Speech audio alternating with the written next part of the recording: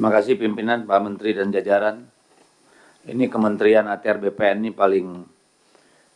paling keren saya kira ini. Kalau kita RDP Pak penuh nih ruangan dengan orang Kementerian ATR BPN. Ya. Di Zoom juga ada banyak. Saya kira tapi juga saya kira perlu ditimbangkan efektivitasnya ya. Karena di luar juga banyak, di sini banyak, mudah-mudahan ini betul-betul bisa mempercepat tugas teman-teman semua di Kementerian ATR BPN. Yang kedua Pak Ketua, seperti yang Anda sampaikan tadi, ini tadi saya sudah mencatat benar soal progres per kuarter ini. Tadi disampaikan bahwa untuk Q1 itu yang paling tinggi itu di peta bidang tanah PTSL itu capaiannya 12,6%. Jadi kalau secara rata memang tentu ini ada persoalan kalau hanya melihat angka ini. Oleh karena itu kami ingin pendalaman lebih jauh, apakah memang ini sebuah kebiasaan bahwa pada Q1 itu masih agak lambat, uang belum masuk, rencana belum ini itu, lalu nanti kita melihat kurvanya di mana nih, apakah Q2, Q3, atau Q4, ya, supaya ini kita bisa betul-betul memastikan, karena dengan pagu anggaran yang sudah disunat ini kan seharusnya ini capaiannya lebih cepat nih.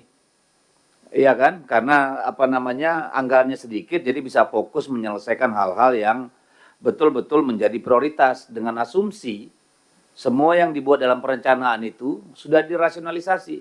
Sehingga apa yang kemudian dibiayai dengan anggaran yang tersedia betul-betul merupakan prioritas.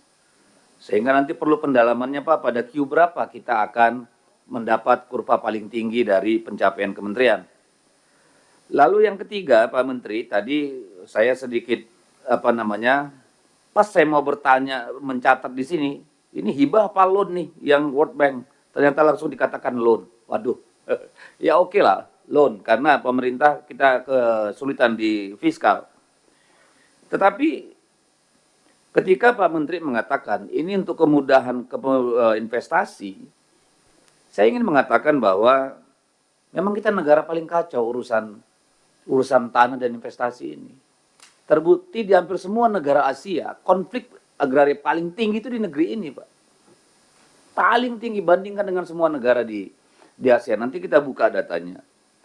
Tetapi saya ingin sampaikan, investasi itu datang kalau ada kepastian hukum, Pak. Tanpa kepastian hukum, nggak ada investor mau taruh uang di sini. Siapa yang mau datang ada ketidakpastian. Regulasinya tumpang tindih, Pak.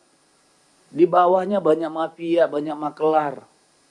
Jadi kita minjem ini nanti untuk investasi, rakyat dikorbankan, belum tentu juga mengundang investasi yang banyak, Pak.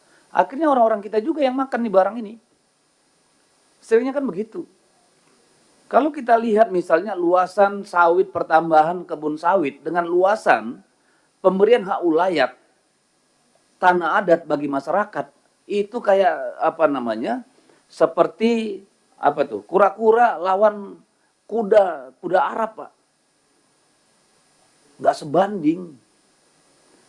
Jadi saya mohon juga Pak Nusron, di era Bapak ini, tolong diseimbangkan antara ini untuk kemudahan investasi juga dengan jaminan, Pak, terhadap hak masyarakat, Pak. Harus ada keseimbangan, Pak. Jadi kalau dalam konteks ini saya minta agar kalau bisa, Kementerian Agraria mendorong, Pak, pemerintah daerah untuk mengajukan tanah ulayat dan tanah adat itu, Pak. Bantulah, jangan nunggu dari bawah, Pak. Pemda itu nggak peduli, Pak.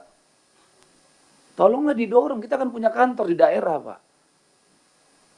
Supaya ada percepatan juga untuk pengajuan hak-hak itu. Karena apa, Pak? Potensi ledakan sosial kita dengan pertambahan populasi terus-menerus, tetapi tanah semakin mengerut, Pak. Ini suatu saat akan jadi ledakan berdarah-darah di Republik ini, Pak. Jadi tolong ada keseimbangan antara investasi dengan hak masyarakat. Tolong kita dorong itu juga, Pak. Ya. Saya berharap karena ini loan artinya apa? Akan dibayar oleh negara. Dibayar oleh negara siapa? Berarti rakyat yang bayar. Yang diuntungin bisnisnya, tapi rakyatnya ikut ngebayar loannya ini kan, Pak. Jadi tolong juga Pak, saya dorong supaya bagaimana mekanismenya kita atur, ya, supaya Pemda juga lebih proaktif mengusulkan, ya, sertifikasi atau penetapan hak ulayat atau hak adat itu. Tentu kolaborasi mungkin dengan Kementerian Kehutanan, ya, dalam konteks ini siapa tahu. Tapi saya berharap di era Bapak ini Pak, legasi menaikkan luasan untuk hak-hak rakyat itu juga ada di sini.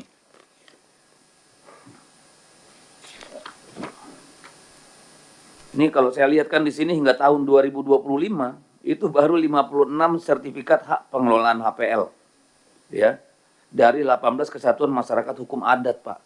Padahal puluhan juta hektar tanah kita ini dimiliki korporasi dan perorangan, kan ini kita sadis nih sama rakyat sendiri Pak. Bukan Pak Nusron Pak, orang-orang sebelum Bapak Pak.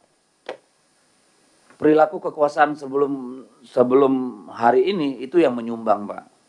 Nah, saya ingin membuka Pak, untuk sekedar data dari Konsorsium Pembaruan Agraria Pak, tahun 2023 akhir. Saya kira semua insan agraria di sini sudah paham Pak.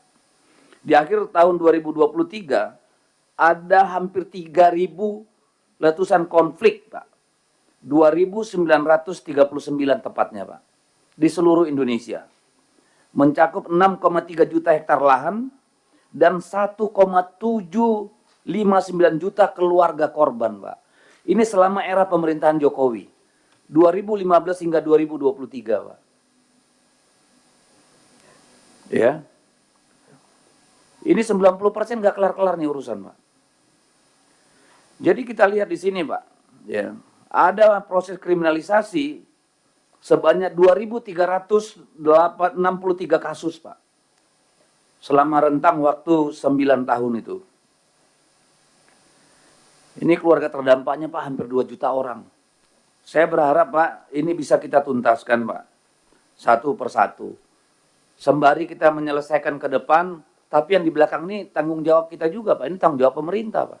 Tanggung jawab gedung ini juga Pak, menyelesaikan persoalan-persoalan rakyat ini. Saya tidak anti bisnis Pak, tapi kita juga jangan anti menyelesaikan masalah rakyat. 2 juta orang, 2 juta keluarga Pak. Bayangkan berapa juta orang itu. Jadi disinilah saya kira peran pentingnya Kementerian Agraria sebagai sebagai integrator Pak. Ya, dengan Kementerian Kehutanan, dengan kementerian apa lagi tuh, ya, pertanian. Saya kira di sini peran pentingnya Pak, dengan Kementerian Dalam Negeri dalam konteks pengelolaan agrarianya. Saya kira ini juga Pak penting, ya, supaya betul-betul menjadi perhatian. Saya sangat berharap nih pada Pak Menteri. Pak Menteri sebagai orang yang tahu hiruk pikuknya masyarakat di bawah sebagai anggota DPR bertahun-tahun Pak, saya kira harus memberikan sesuatu yang berbeda, dan saya kira itu bukan harapan yang berlebihan, supaya persoalan-persoalan rakyat ini diselesaikan. Jangan hanya persoalan pagar laut selesai menguap, nggak ada ujung pangkalnya lagi Pak hari ini. Yang kemarin teriak-teriak pun nggak tahu batang hidungnya entah kemana sekarang. Hal yang begitu menarik perhatian kita kemarin, tiba-tiba simsalabim hilang tuh. Nggak tahu kita, ini ujungnya di mana barang nih. Ya, kepalanya kemarin kelihatan ada persoalan 34 km pagar laut, bla bla bla. Tiba-tiba PDIP kena getahnya di situ, nggak jelas ujungnya. Padahal nggak ada urusannya. Saya kira nanti juga ini perlu diklarifikasi Pak Nusron, karena ini merusak kita juga. Ya, apa betul itu keluarga yang dari kader kita itu di situ ada melakukan sesuatu, supaya clear Pak. Ya, jangan kita ini yang jadi kena getahnya Pak. Karena kita bicara organisasi. Jadi kita juga ingin tahu kemana ini, di mana ini ujungnya ini pagar laut ini Pak. Apakah karena tidak ada pemberitaan atau sudah selesai masalahnya? Kalau sudah selesai, tolong dilaporkan di sini. Karena ini perhatian publik kemarin. Ya, jangan seolah-olah negara ini negara cuci gudang. Ada kasus ribut, habis itu lempar ke gudang belakang, lupakan semua. Kapan kita belajarnya? Lagi-lagi ini bukan Pak Nusron sebagai personal.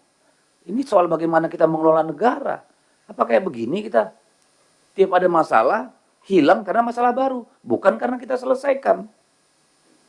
Kan begitu nih, Pak Nusron. Saya kira begitu, pimpinan. Terima kasih. Terima kasih Pak Deddy Sitorus dari PDI Perjuangan. Selanjutnya dari fraksi Partai Golkar.